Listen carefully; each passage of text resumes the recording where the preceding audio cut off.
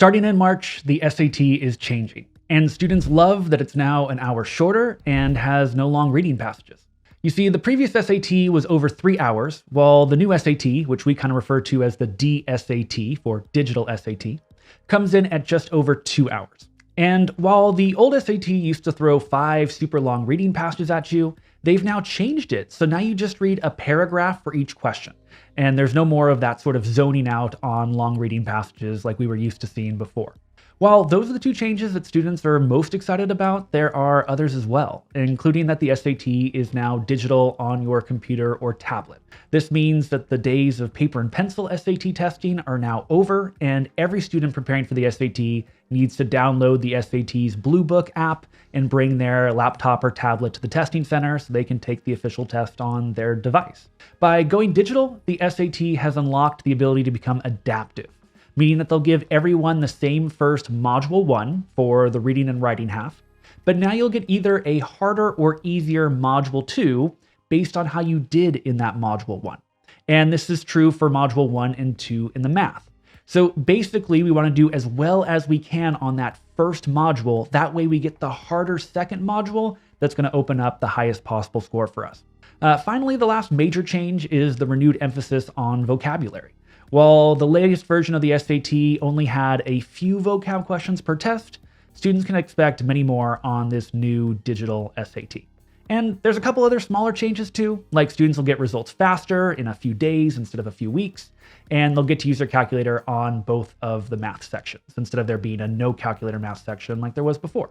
All that aside, overall, what I want you to know is that the DSAT is, in my opinion, a better test that's designed to make the testing experience a lot better for students. With the SAT changing, there are a lot of students and parents who are wondering what the changes mean for them and how they need to adapt their prep.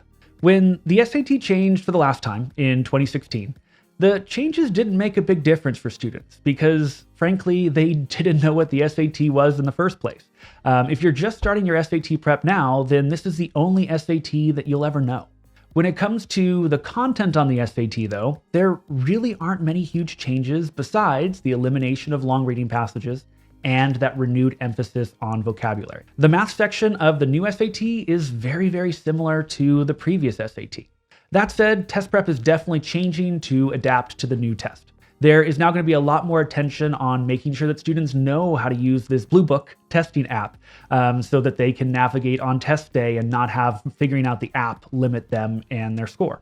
The second biggest thing here in test prep that we're changing is teaching students all the vocabulary that they need to know now. In my opinion, SAT prep got simpler, not harder, with this new digital SAT. With the right preparation tools, you can definitely see huge improvements in your SAT score. If you boil it down, SAT prep has 3 primary components. 1, you got to learn the math and grammar rules that are tested. 2, you got to memorize the strategies for attacking each type of question. And 3, you need to take several SAT practice tests, learning from your mistakes on every question that you miss.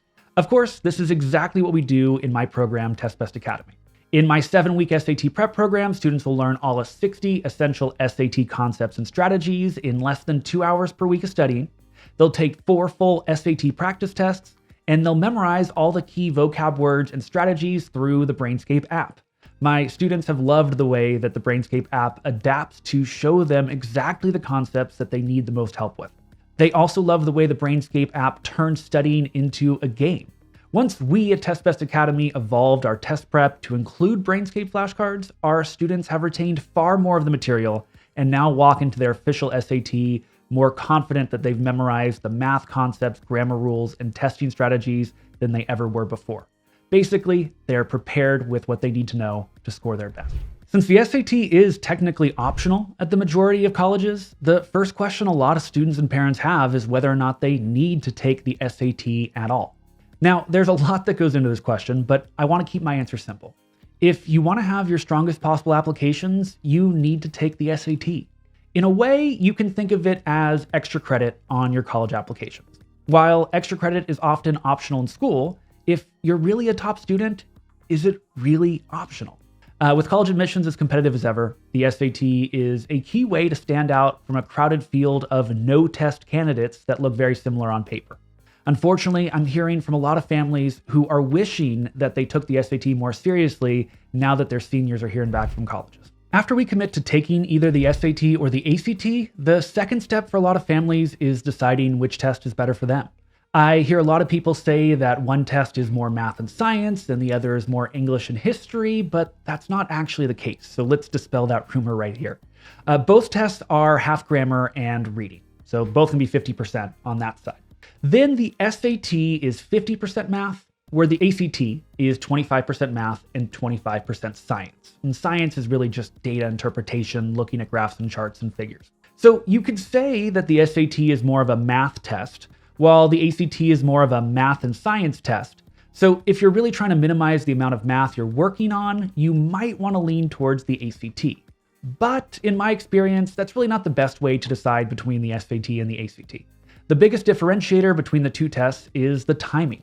I believe the questions on the ACT are a little more straightforward, but that comes with the trade-off of the ACT being more fast-paced. So you get a sense for it. The ACT asks students to read long passages, 4 of them, and then read 40 questions in 35 minutes. For an average speed reader, that's just 30 seconds per reading question, which is brisk. If you're trying to decide the best test for you quickly, I recommend that you work through my 10-minute SAT/ACT diagnostic exercise at testbestacademy.com/diagnostic. If you're willing to invest a little bit more time in discovering the best test for you, it's always a good idea to take a full SAT and a full ACT so that you can compare your scores and your testing experiences and feel really confident you're picking the best test for you, because you only need one of the two for colleges and you get to choose the one that's going to put your best foot forward. The changes to the SAT don't really change the calculus as to whether or not you should take the SAT or ACT in the first place. There isn't a change in how the SAT is being used in college admissions. If you can earn a great score, it's definitely going to help strengthen your applications and give you the best chance of getting in.